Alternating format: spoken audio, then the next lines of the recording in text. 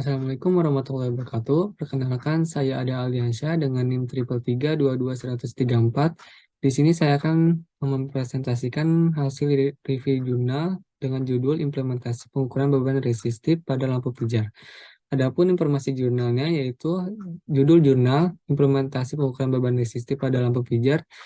Jurnalnya yaitu Jambura Journal of Electrical and Electronic Engineering dengan volume 4, nomor 1, dan halaman 83-86 yang dirilis pada tahun 2022 dengan penulis Syahrir Abdus Samad. Selanjutnya ada abstrak. Beban resistif dihasilkan oleh perangkat listrik dan memiliki sifat tahanan yang banyak digunakan pada peralatan listrik. Resistor memblokir arah elektron yang melewatinya sehingga membawa perubahan energi listrik menjadi panas. Adapun pendahuluannya yaitu penelitian mengenai pengukuran beban listrik sudah banyak dilakukan oleh beberapa peneliti sebelumnya. Misalnya dengan pengukuran beban listrik, tapi belum ada yang mencari dengan pendekatan regresi linear sederhana untuk beban arus RMS dan tegangan RMS. Penggunaan beban listrik banyak digunakan dalam penerangan dan industri, sehingga timbulnya arus listrik adalah beban. Menurut hukum Ohm, beban berbanding lurus dengan arus. Hal ini menerangkan bahwa semakin besar beban yang digunakan, maka semakin besar pula arus yang akan muncul. Semakin banyak arus yang melewati kabel, maka akan mengancam keselamatan peralatan dan penggunaan energi listrik itu sendiri. Selanjutnya ada metode penelitian. Metode penelitian yang digunakan dalam jurnal ini adalah perancangan dan eksperimen sejalan dan menggunakan metode pendekatan secara linear. Proses pengujian ini dilakukan dengan menyiapkan lampu pijar yang digunakan sebagai objek penelitian. Selanjutnya ada hasil penelitian. Proses pengujian dilakukan dengan menyiapkan lampu pijar sebagai objek penelitian. Adapun daya yang digunakan adalah 8 buah daya 100 watt dan 1 buah daya 75 watt. Pengujian ini dilakukan untuk mencari daya nyata, di mana daya yang dihasilkan oleh perkalian tegangan RMS dan arus RMS dalam suatu jaringan. Pengujian tegangan RMS dan arus RMS ini menggunakan alat ukur analog dan digital. Selain itu juga alat bantu pendukung lain adalah sensor arus dan sensor tegangan. Nah, dapat dilihat bahwa pada gambar berikut merupakan rangkaian yang berupa 8 buah lampu pijar dengan daya 100 watt dan 1 buah lampu pijar yang berdaya 75 watt. Proses pengujian dilakukan dengan mengukur tegangan sumber menggunakan multimeter maupun dengan sensor tegangan. Kemudian selanjutnya mengukur tegangan dan arus pada beban lampu.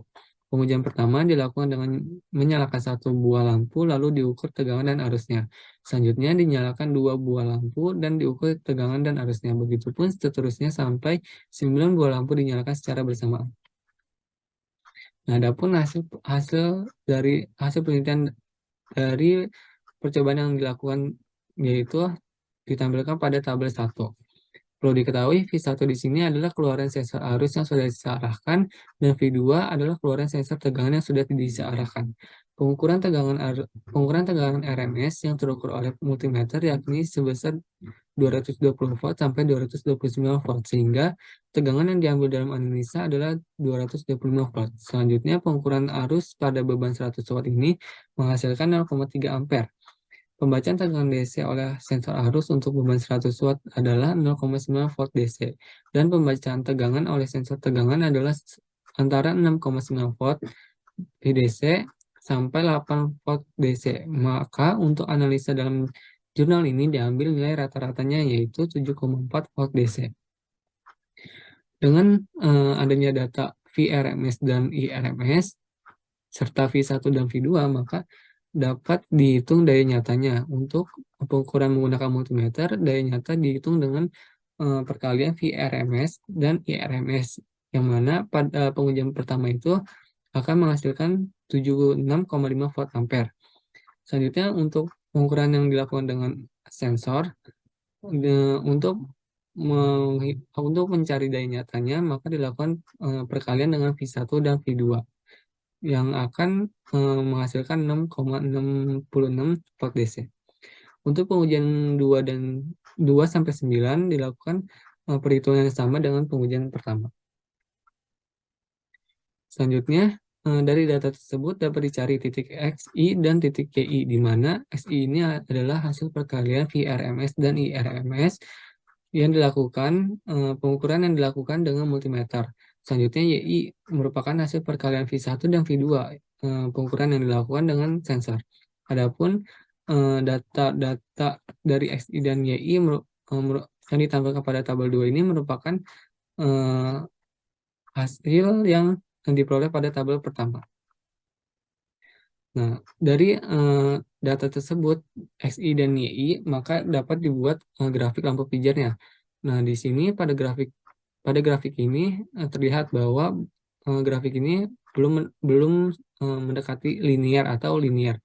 Untuk memperoleh grafik yang linear atau mendekati linear, maka diperlukan suatu metode, yakni metode least square dengan pendekatan persamaan garis, di mana fungsi pendekatannya adalah PXI sama dengan A1XI ditambah A0, yang mana A1 dan A0 ini belum diketahui nilainya. Maka untuk mendapatkan A1 dan A0 ini digunakan rumus sebagai berikut.